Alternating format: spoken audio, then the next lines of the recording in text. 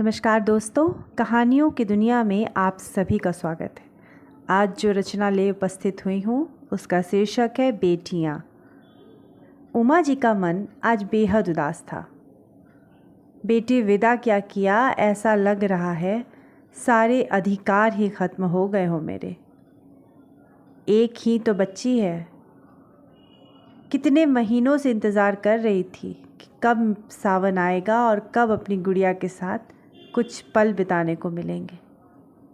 खुद में जाने क्या क्या सोचती उदास हुई जा रही थी उमा जी। और होती भी क्यों ना। अभी कुछ महीने पहले ही अपनी इकलौती बिटिया का ब्याह किया था। अच्छा भला घर था, ससुराल वाले भी भले लोग थे। खुश थी गुड़िया अपने घर संसार में। लेकिन उमा जी का मन, वो तो माँ का मन था। अपनी बच्ची को देखने को व्याकुल हो जाता। नई नई शादी थी तो यूँ बार बार मायके बुलाना भी अच्छा नहीं लगता था। तो जब रक्षाबंधन का त्यौहार आ रहा था तो एक उम्मीद सी जगी और झट से समधन से बात भी कर ली कि गुड़िया को भेज दे। पहला सावन भी है और रक्षाबंधन का त्यौहार भी है।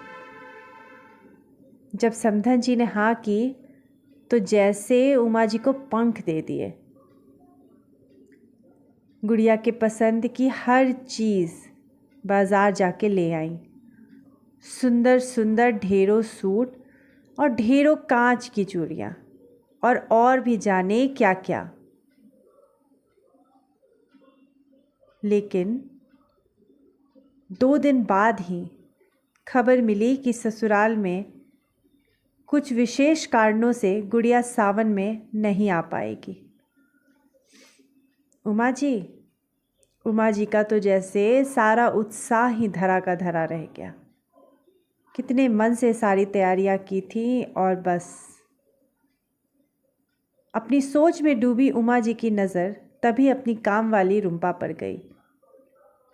हमेशा चहकने वाली रुंपा आज कुछ बुझी बुझी सी नज़र आ रही थी। आंखें भी कैसे लाल लाल सी थी, जैसे रात भर सोई ना हो।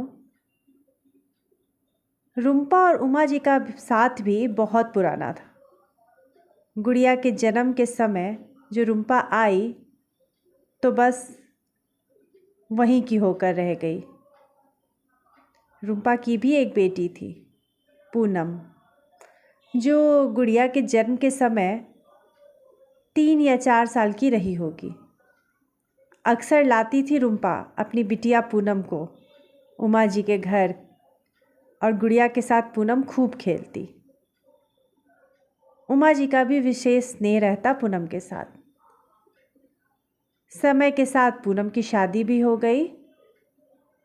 यथासंभव उमा जी ने सहयोग भी किया था। क्या हुआ रुंपा, उदास क्यों है? कल तो कितनी खुश हो रही थी कि पूनम आने वाली है और तेरा नाती भी पहली बार तेरे घर। अब अचानक से तो इतनी उदास क्यों लग रही है? क्यों, क्या बात हो गई? उमा जी ने जोर देकर पूछा तो उदास रुंपा बोल उठी। सोच रही हूँ मना कर दूँ पूनम को आने से। रुंपा ने कहा तो उमा जी चौंक पड़ी। क्यों, क्या बात हो गई? बेटियों का तो हर माँ इंतज़ार करती है और एक तू है जो मना कर रही है। थोड़ा कठोर हो जब उमा जी ने कहा तो रुंपा रो पड़ी। क्या कहूँ दीदी, कल पूनम की सास का फ़ोन आया था।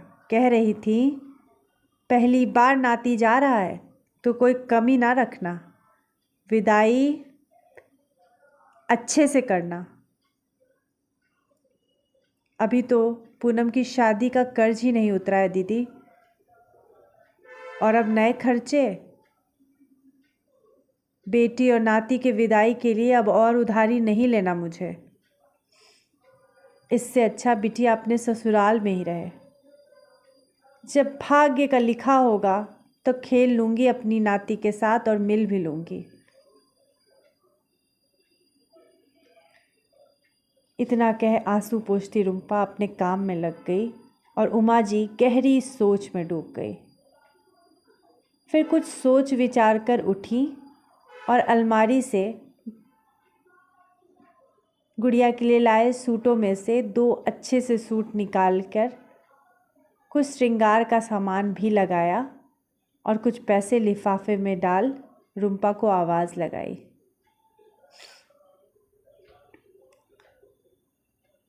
ये रुम्पा, ये सामान पूनम और नाती को बुला ले। मेरी गुड़िया तो इस साल सावन में नहीं आ पाई, लेकिन पूनम ज़रूर आएगी। और हाँ, किसी बात की चिंता मत करना। लेकिन दीदी, रुंधे गले से रुम्पा ने कहा तो उमा जी ने कहा, बेटियां तो सांझी होती है रुम्पा, चाहे वो गुड़िया हो या पूनम। तू ये सोच कि पूनम कितनी खुश होगी तुझसे मिलने के लिए और क्या बीतेगी उस पर जब तू उसे मना कर दोगी। और कुछ पैसों के लिए क्या बेटियों का मन तोड़ा जाता है? क्या ये सही होगा? नहीं ना। तो बस सारी चिंता छोड़ बेटी के स्वागत की तैयारी कर। उमा जी ने कहा तो आंसू पोंछती रुम्पा कह पड़ी, सही कहा दीदी, बेटियां तो सबकी होती हैं और सांझी होती है। कह रुम्पा मुस्कुरा उठी और साथ भी उमा जी भी मुस्कुरा उठी। तो दोस्तों, ये थी मेरी कहानी बेटियां। सच है ना, बेटियां तो सबकी एक जैसी ही होती हैं, प्यारी सी। दोस्तों, ऐसी और भी प्यारी प्यारी कहानियों को सुनने और पढ़ने के लिए मेरे पेज को फॉलो करें, लाइक करें, सब्सक्राइब करें। आपका बहुत बहुत धन्यवाद। आपकी दोस्त एकता ऋषभ।